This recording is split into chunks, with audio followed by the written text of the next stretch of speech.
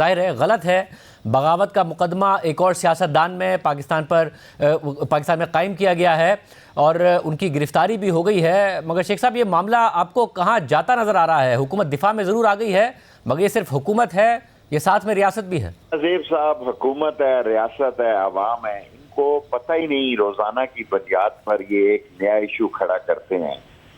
हमने वक्त देखा है बादशाह खान का, जो सारी उम्र है, पुख्ती का, अब्दुल समद अशरफी का, बताएं वो नेल्सन मंडेला से ज्यादा कैद कटाई। कौम भूल गई कि माँ के जनाजे को सलाम किया, 7 साल कैद होगी क्लाशनकोफ में, झूठे तीनों ने कुरान उठा लिया एसपीओ ने। अब जो है वो एक बदला हुआ जमाना है, दुनिया बदल गई है। ये पुराने दौर और में रह रहे हैं। लोगों के घर आटा नहीं है, घी नहीं है, जिंदगी नहीं है। आप सुबह जियो का कैमरा भेजें मेरे कब्रिस्तान, ईदगाह, पीर बदाई किसी जगह, वहां लिखा है कि जिसके पास कब्र के पैसे नहीं है वो इस मोबाइल नंबर पर रिंग करें।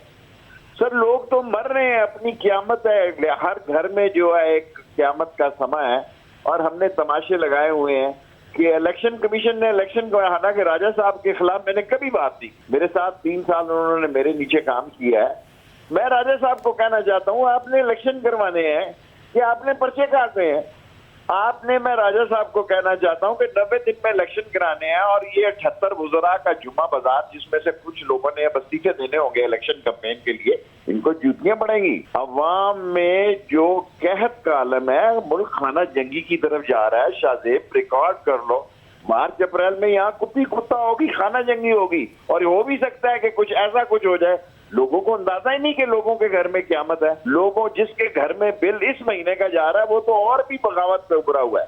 लोग आग बगोला है, लोग खाना जंगी की तरफ है, लोगों की आंखों पे खून उतरा हुआ है। आप इलेक्शन कमीशन बता रहा है जनाब अली कि हुजूर इन्होंने ये मुंशी कह दिया। मैंने सागदार को 101 मरतबा इत्तफाक बाउंड्री का मुंशी का है, 101 मरतबा नहीं, 1000 मरतबा। तनकीद का हक सबको है और बगावत का मुकदमा तो वैसे ही हमने देखा है कि पाकिस्तान में किस लिए इस्तेमाल होता है। मगर शेख साहब, ये 75 सालों में कोई हुकूमत मुकम्मल नहीं हो सकी। मगर शेख साहब, जो हालात है मुल्क को बचाने के लिए, अदारे हमारे लिए काबिल एहतराम है। अवाम का नाम ही पाकिस्तान है, इदारों का नाम ही पाकिस्तान है, पर अवाम के घर में तो जनाब अली मातम है, सफ़े मातम बिछी हुई है। और आप समझ रहे हैं कि जनाब अली इसका नजला आप पर नहीं गिरेगा। अल्टीमेटली इस सारी तबाही की जिम्मेदारी सब शरीक होंगे इसमें।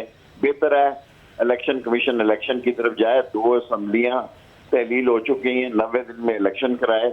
और अगर सारा इलेक्शन जर्नल इकट्ठा हो जाए ताकि जान छुट जाए। मगर शेख साहब, आप समझते हैं कि आज की जो इलेक्शन कमीशन जो है दलदल में फंसा जाएगा। और शेख साहब, जो आज की कार्रवाई है और जिस तरीके से हुई है, जाहिर है मुकदमा इलेक्शन कमीशन ने कराया, मगर जिस तरह गिरफ्तारी हुई, जिस तरह फवाद चौधरी को ले जाया गया, क्या ये पैगाम है फिर इमरान खान के लिए कि अब आगे आप नहीं बढ़ेंगे? अगर बढ़ेंगे तो फिर इस किस्म की कार्रवाइयाँ होंगी, क्योंकि सीनियर रहनुमा है फवाद चौधरी। शाहजेब साहब जो काम ये कर रहे हैं वो इमरान की फेवर में जा रहा है। इन्होंने उसको पे गोली मारी, वो उसकी लात पे लगी, वो और मकबूल हो गया। मैंने इमरान खान को कहा ये जहर दे सकते हैं आपको, स्लो पॉइजनिंग कर सकते हैं। इमरान खान को ये जेल भेजेंगे। जेल क्या है जनाब अली? जेल क्या है? आप ये इमरान खान के साथ इलेक्शन लड़ने के लिए तैयार नहीं है। इस मुल्क में कुत्ता होगी, खाना जंगी होगी। 11 पार्टियों ने शिकस्त तस्लीम कर ली है। नवाज शरीफ के पाँव में मेहंदी लगी है। आए पाकिस्तान में, उसका भाई वजीर आजम है, इलेक्शन कैंपेन में हिस्सा ले, उसे पता लग जाएगा कि आटे दाव का क्या भाव है। वो एक नया बयानिया जो भी लेके आना, असल में देखें हम सारों को ट्रक की बत्ती के पीछे, मौसम नकली के पीछे लगा दिया। इसकी औकात क्या है? मेरे पास पला बना है, जब इसका माँ बाप एक्सीडेंट में मर गए तो इसकी औकात क्या है? ये फ्रंट मैन है आसिफ जरदारी का, ये उसकी जेब की घड़ी और हाथ की छड़ी है, कोई औकात नहीं। मैं इमरान खान को भी सुबह यही कहूंगा कि इसका नाम भी ना लिया जाए। क्या पिद्दी का शोरबा। मगर शेख साहब, क्या इस मिस कैलकुलेशन खान साहब से ये हुई कि पंजाब हुकूमत नहीं तोड़नी चाहिए थी, असेंबली नहीं तहलील करनी चाहिए थी? हुकूमत देखें सब यही चाहते थे। जब ये इलेक्शन होंगे हर तरफ से उसने, मैं शाहजेब आपका प्रोग्राम देखता हूँ, मैंने पूरा सिस्टम लगाया लाल में, सारे अपने 9 महीनों के प्रोग्राम दिखा रहे हैं, उसमें से इमरान खान आउट नहीं है। और हम जो ये समझ रहे थे कि इमरान खान सियासत से आउट हो जाएगा, और तय क्या है, मैं आपको खबर के तौर पर कहना चाहता हूं, इनका ये एजेंडा है कि इमरान खान की मकबूलियत को साइज में किया जाए। गोली मारकर देख ली इन्होंने, सारी दुनिया का तोशा खाना से लेके घड़ी का घड़ियाल बना लिया इन्होंने, दुनिया की ऑडियो और वीडियो लीक्स इन्होंने कर दी, लेकिन अब उसका नहीं बिगड़ सका, वो मुकद्दर का सिकंदर है, तो इसमें क्या किसी का काम है फिर। मगर शेख साहब, मुझे ये भी बताइएगा कि जिस तरफ सियासत जा रही है, आप सीनियर सियासतदान हैं, अब ज़ाहिर तनकीद का हक सबको है, मगर ये मामला धमकियों तक, खानदान तक, इसे पीछे कैसे जाया जाए कि बगावत के मुकदमे ना हो, तनकीद ही रहे, धमकियों में ना बदल जाए, ये कैसे पीछे जाया जाए इससे? मैं आप कह चुका हूं, मैं मार्च अप्रैल में ये हालात इतने खराब हैं। देखें, फौज मेरी है, मैं भी फौज के सबसे बड़ा सेंसिटिव हल्का पाकिस्तान में मेरा है।